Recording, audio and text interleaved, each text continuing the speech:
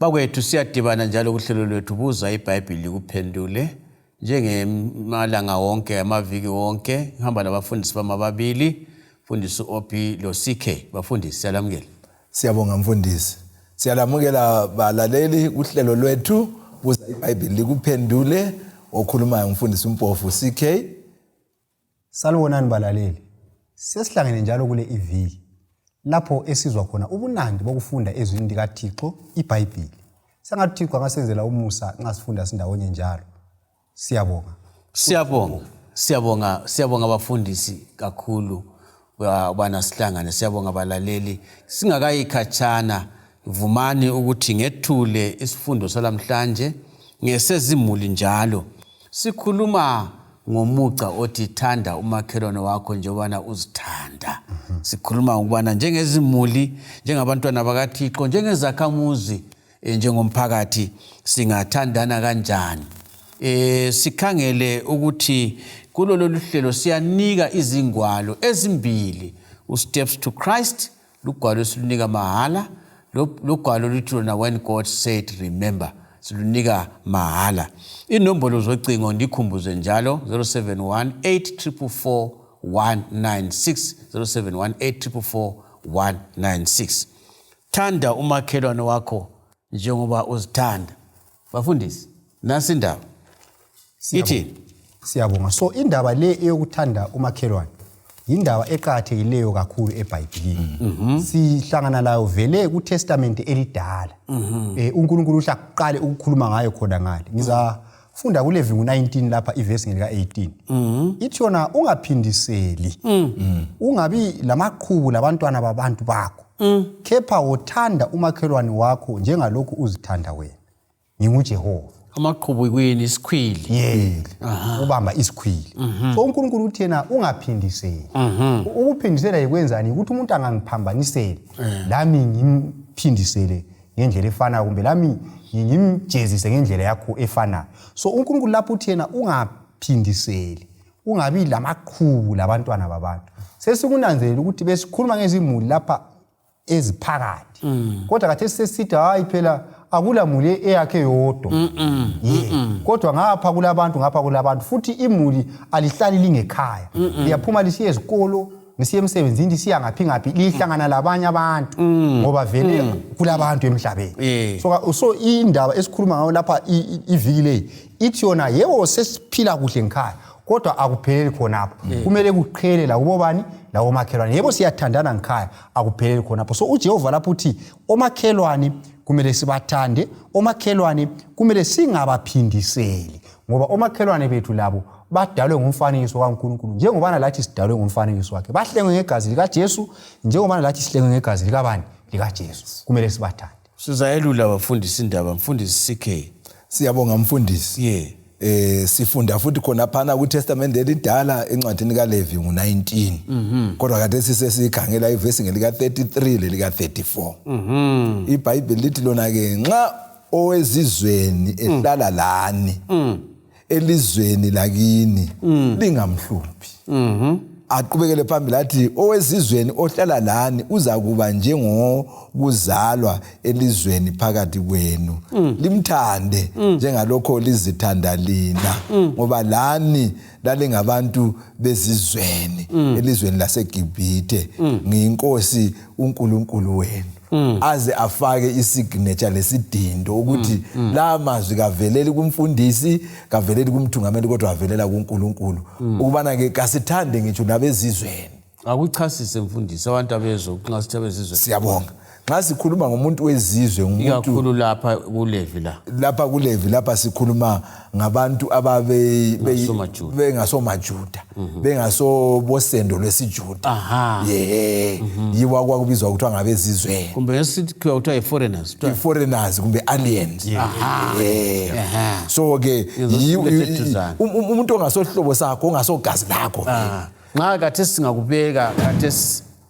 singakubeka la lapha esikhona abantu abangaveli lapha eZimbabwe kumbe abantu abakwamanye amazwe bangena khona yibo abangena kanye khona lapho labantu beminye imihlobo emdeni yibo abangena khonapho so siyakhuthazwa lapha ke kulevi ukubana ke kumele sibathande njengalokho senza njani lathi sizithanda nxa bephakathi kwethu singababandlululi sibathathe kwangani ngabomdeni wangakithi. Siyabonga. Bengisenza ukuthi kucace khonoko ngoba ngikhuluma nje singabalekeli bafundisi ukuthi namhlanje kule gama elitsha angazi isilungu esibolekiwe xenophobia ukuthi kwenzani xenophobia leyo ukuzonda abantu abangasobakini abaxotsha lakini lokubaxotsha elizweni lakini sesikubonile khonoko iphobia ngithi yinzondo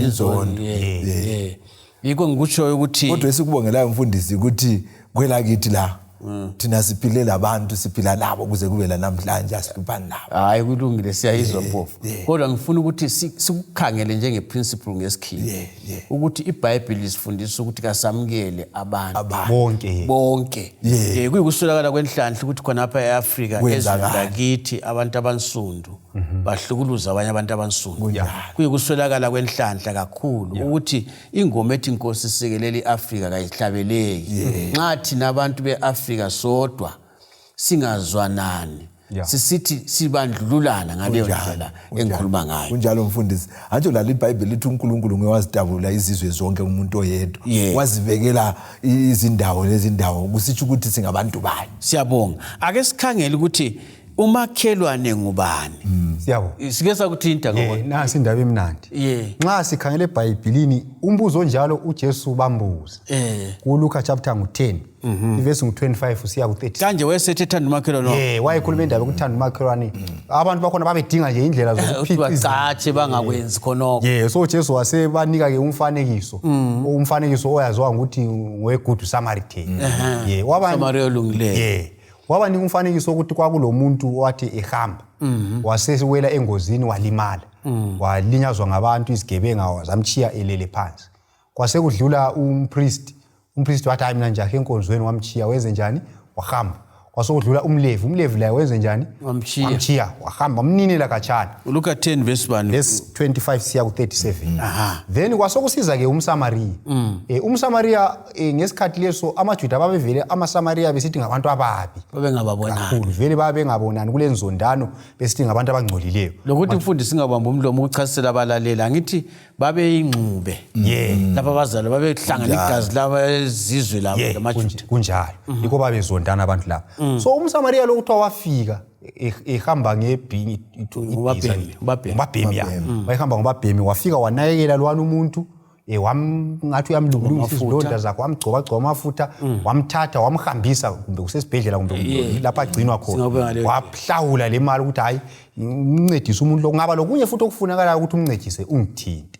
So uJesu wasebuza ukuthi pho ke phakathi kwabantu laba abathathu ngubani ongumakhelwane wale umuntu antu yebona indaba basebesithi ngulowo owamsizayo kwasokuthiwa la ehamba uyekwenze njani yokwenze njalo bazondela ukuthi bathi umSamaria bathi lo wamsizayo bafuna uzama bafuna uqambi bathi Samaria ngoba kwesinye isikhathi umuntu okwazi ukuthi kule nto kumele ayenze engayenzi vele uhlale ngathi uthukuthele uyafuna ukucatsha. So lapha sifundani omakhelwane bethu okwakuqala umakhelwane oseduze emuntwini othetheyo umakhelwane kwakuqala ngumngakhe owesibili ngabantwana kube sokusiza izihlobo zakhe kube sokusiza umakhelwane okuthiwa ngu-next door neighbor ongapha la ngapha oseduze labo abantu uyakhelana eduze labo bese sokusiza okuthiwa ngu-far away neighbor u-far away neighbor ngumuntu wonke engihlangana laye ongayisimi. So kutshengiselani kutshengisa ukuthi bonke abantu abasemhlabeni ngomakhelwane bakabani bami kumele ngenze njani ngibathande. Mfundisi bengithi uzadlula khonapho ukuthi kujwayelekile ukuthi omakhelwane vele siyonelana kakhulu. Naye ngahlala kwenye indawo asuze nkambi lo makhelwane owayevula wireless yakhe izwakale ekhatshana nxa ngimcela ukuthi hayi yehlisa phela umsindo umnengi athi anjengise ukuthi ithelile ngale eZBC ukuthi semthethweni ithelile azanjengise lestikitana sokuthi ithelile ngumakhelwane nalo kunenge engakukhuluma kungani ngikhumbula even sikhula thina inkomo zangakithi zazihlupha ngesikhathi somqando nxa zifohla ziqonda komakhelwane zazingangenisa imnyango ngakithi uDCK zasiya komakhelwane angazi into le ngusathana uyenza ngabomo angikwazi sathana ngithi uyabe jonge vele ukuthi kube lengxabano njalo uzananze ukuthi vele khona empilweni umuntu ophambanisela kakhulu umuntu oseduze la lokho vele ngoba umuntu oseduze la utshona umbona antu yabona ukuthi umuntu ongasomakhelwane ohlala kwenye indawo engcenye liyaphonga uhlangano kwama hours amalutshwana kwesinye isikhathi uyakwanisa ukuzibutha nxa ekhona lize lehlukane but umakhelwane manje ukhonapho umakhelwane ukhonapho so kuba lula ukuthi ubone amaphutha akakuphambaniseli yikho uJesu esithi yena thanda umakhelwane njengoba njani uzithanda la so kuqhakathekile ukuthi njengabantwana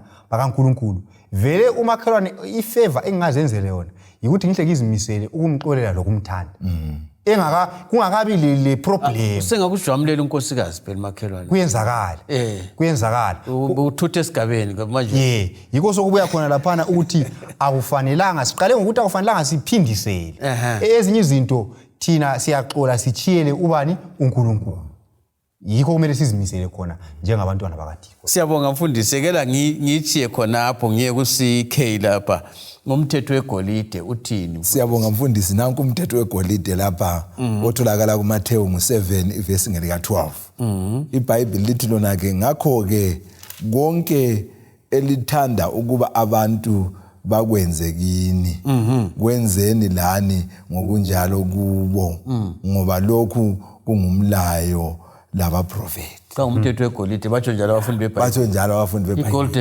golden rule ukwenzela ukuthi wena ofisa abanye bakwenzele nawe benzele okufana naye nxa ufuna bathatha umkakho nawe thatha babo so nxa ufuna bangathatha owakho mfundisi ngizakuba ngale hlonipha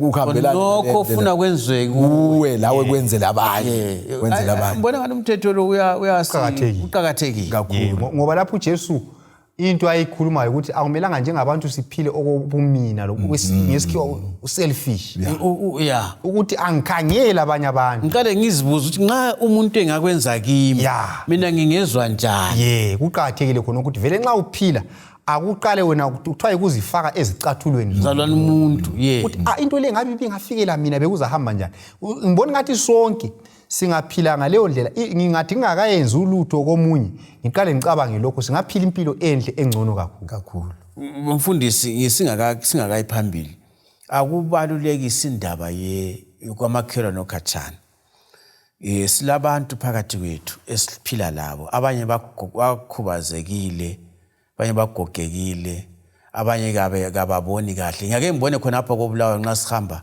ubabone bezama ukuchapha izitalada beqoqoda ngentonga zabo leziyana ubona abantu bezihambela nje bengelandaba isikhathi baswela umuntu obachaphisa umgwaqo sithini ngezinto ezinjalo kambe uNkulunkulu uthini ngathi mina yambona ngazathi siza kwahlulelwa ngabona ababantu esibabonileyo phela ababuthakathaka asebekhulile esingelandaba labo izalukazi labo gogo esiphonga bafuqele eceleni umbone edolobheni ehawule sihle uchapha umgwaqo umchayela iwuthi uzophosa umgqobe engxenye enye ingcazelo singasayifakanga mfundisi lapha kumele izwakale lapha kubalaleli ukuthi nxa sikhuluma ngomakhelwane sikhuluma ngaye wonke umuntu phezukwalaba ukukhulumile wonke umuntu odinga usizo lwami wonke umuntu odinga usizo lwakho nguye umakhelwane wakho lanxa ubeke ngezigaba but wonke umuntu bona laba esihlangana labo ezitaladini bengaboni abaphansi becela usizo kasibasize nini ngoba umlimi uyasibusisa ukwenzela ukuthi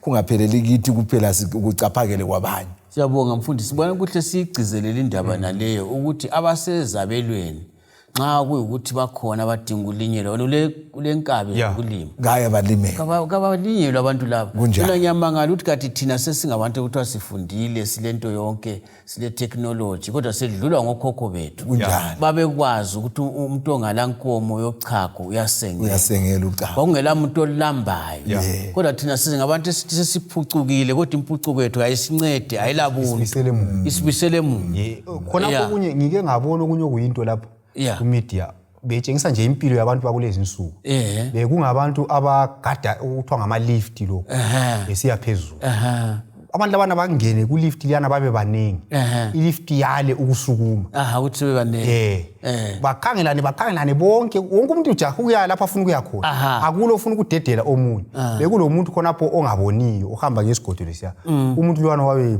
ephuma ehamba if liyana yazihamba kodwa akula umuntu owathinteka ngakho sokusitshengisa ukuthi isociety esisiphila kuyo isiyehle okungakuthi uzwelo lothando alusekho ebantwini abadinga ukuncediswa ngenxa ukuthi omunye lomunye ugijima okakule selfishness eningi kakhulu esigcwele namhlanje kodwa uThixo uthi hathi kufanele sithande abanye abantu imfundiso uyiqedise ngokuthi usazi umthetho lesana sasithini sithi lawyer ulimi lesikhiwa Matthew 22 verse 36 siya ku 40 ithi yona kuthiwa umunye wafika wathi mfundisi nguphi umyalo omkhulu emthethweni na uJesu wathi kuye wothanda inkosi uNkulunkulu wakho ngayo yonke inhliziyo yakho nangawo wonke umphefumulo wakho nangayo yonke ingqondo yakho yilowo umyalo omkhulu lo wakuqala owesibili ufana lawo uthi wothanda umakhelwane wakho njengalokhu uzithanda wena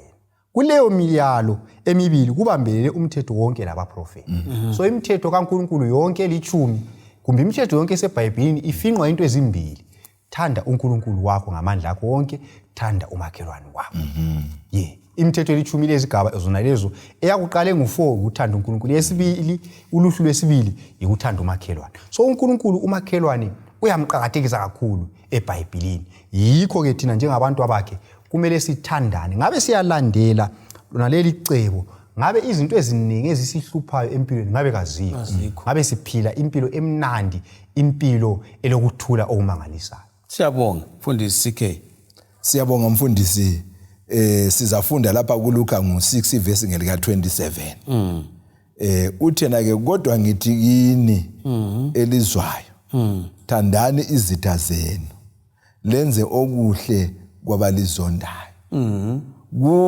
kulula ukutshengisa uthando emuntwini okuthandayo kodwa ke nxa uJesu ecasisa lapha uthi lolo kasinothando lolo ngoba wena uyabisela nje kuphela kodwa ke abe sethi nxa edlulisa lapho ejulisa umcabango wethu leyo lokuthi kumele siphilisane njani uthi okuzatshengisa ukuthi ulothando lweqiniso ukuthanda umuntu oyisitha sakho kuthi ukuthi ngeindlela mfundisi kuyenzakala ukuthi njengoba sikhulumile ukuthi inkomo lazo nganithiwa ziyabona ukuthi ziyengena komakhelwane izinja zakho ziluma imbuzi kamakhelwane zibulale so kungenzakala ukuthi engxanyena abe lenzondo lanxa uzama ukuthi uyamncenga akhanye ngani hayi ethi bhadala kancibileyo ngiyakhumbula omunye wahamba ethwele amasaka kwakungena inkomo emasimini wathi ngicela ugcwalisa amasaka lawa khathesi wayethwele lehloka leyo indaba ephilayo mfundisi uthi ekwenzileke wakwenza kanjalo inkomo zakhe ngomnyaka olandelayo zayachaya emasimini kamakhelwane nalo wayamhlawulisile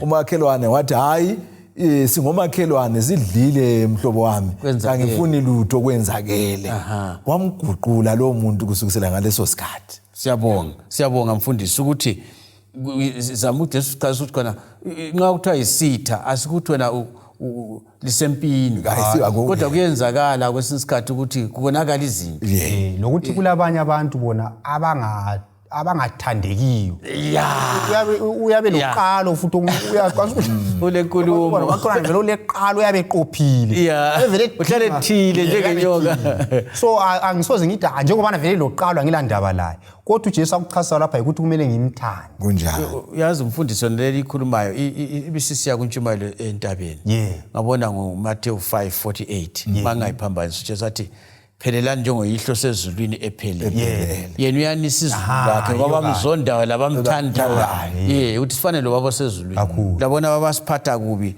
thina singabaphathi kubi singabahlawulisi ophi uthinda phana Matthew 19 verse ngelika 19 yagcizelelwa futhi indaba lapha ithi yona hlonipha uyihlo lonyoko wothanda umakhelwane wakho njengalokhu uzithanda wena so lapha sifunda ukuthi enye into esingayigcizelela ukuthi njengoba wonke umuntu ezithanda kufanele ukuthi indlela engizithanda ngayo ngenelisa ukuthanda ngayo ini umakhelwane mina nxa ngiphambanisile ngiyazixolela la ukuthi ngiqhubekele phambili ngempilo so umakhelwane futhi akuvumi ukuthi liphile lo makhelwane lingaphambanisi. Hayi. Lokho kuyabe sokungahayi. Ngaphandle nxa omunye lomunye etshona ezivalele endlini kumbe vele kodwa akuvumi. Kungaba ngesebantwaneni. Abantwana bachaya izifuyo. Abayizifuyo kunengi okuyizinto lokho. So kunengi kumbe ngaba ngamahlamvu ezihlahla. Kungaba imengo yakho elengele kumakhelwane ngala seyidla. Abanye ngake ngabona besithi bona izithelo zikamakhelwane zalengela komakhelwane. Umakhelwane wabe gamula zonke izithelo lezana wagamula ukuthi kuphambanisa indlu yami lokho. Umakhelwane wabe siyachaya impahla zakhe kujira holo. Lwana umakhelwane loyo wabe ethatha isigelo. Ingcenye yonke empahla engapha kusayidi yakhe la. Hawu Nkosi yami. Lwana wathi kanti lesiphu impahla zami wathi hayi la kuphambanisa space sakhe. Abantu yabona ukuthi singaphila labo makhelwane ngokubhadalisana. Hayi. Avela impilo ayihambi. Labantwana mfundisi sibafundisane. Abantwana bazaba ngabantu bani bazaphila impilo yenyamazana. Kanti lazinyamazana ziyathabelana. Inyamazana zethu ezingakhulu ziyancedisana. So ukuthanda umakhelwane ngumnakano oqathe kakhulu eBhayibhelini singawulandela thina impilo yethu izaba mnandi okumangalisa. Mfundisi kule verse engxenye asikhulumanga kumbe asibhalanga kodwa engxenye singayicabanga nxa singayibamba masinyethi ungamthanda njani uNkulunkulu ongambonanga.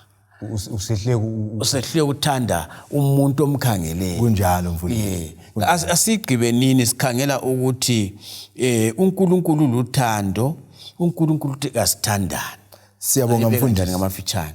Mina ngisagcizelela lapha ngoJohane 13 verse ngelika 34. uJesu ukuthi ngilinika umlayo omutsha wokuba lithandane njengalokho ngilithandile mina lani lithandane.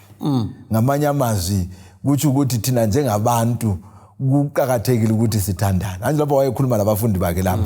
Kodwa ke thina njengabantu kuqhakathekile ukuthi sithandane ngoba yena uNkulunkulu wasithanda kungela bandlululo, kungela condition, kungela mumo. Uthi kuzasitshengisa ke ukuthi abantu bakhe. Mfundisi. Siyabonga. uJohane oqala ngo4 verse ngelika 8. Ithi yona ongathandiyo ngamazi uNkulunkulu. Ngokuba uNkulunkulu uluthando. Kwesikhathi sasizwa abantu besithi mina uNkulunkulu ngiyamthanda mina. But abantu ngilandaba lapho. Khonokho vele akusose kuxabana khona. Umuntu othanda uNkulunkulu ubonakala ngokuthanda abantu. Uqalisa awuhlala labo. Yode ngitsho lanethi ungamthanda njani uNkulunkulu ongahlali la. Ungamboni sehlulwa ngabantu ohlala labo, othenga labo ezitolo, osebenza labo. Obabona nsuku zonke. Obabona nsuku zonke. So akuvumi ukuthi umuntu athande uNkulunkulu esehlulwa ukuthanda abantu. Uthando lukaNkulunkulu luvezwa yikuthanda abanye abantu.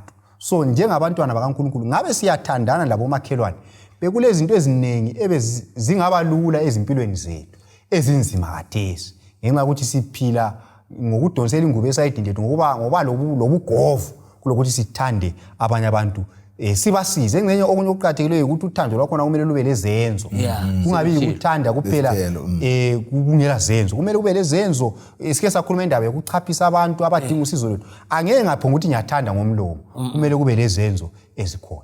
Balaleli indaba nansi ingqobe ezakithi mina ngibona ngumhloliso wona lo esingaphumelela kiwo kumbe sehluleke.